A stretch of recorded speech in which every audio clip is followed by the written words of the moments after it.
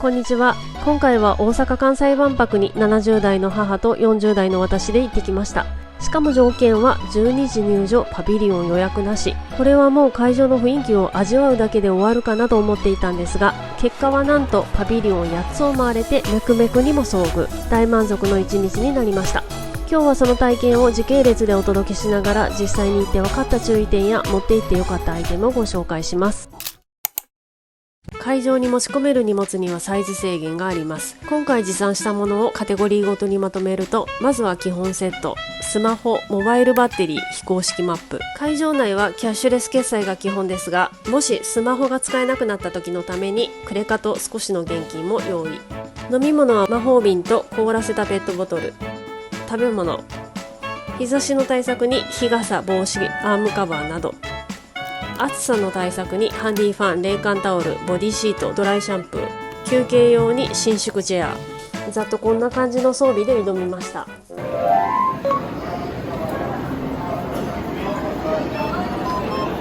ビデオ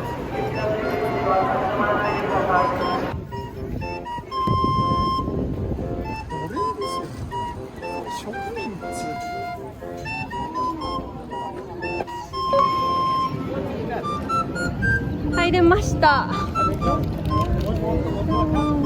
まっすぐ木のやつ。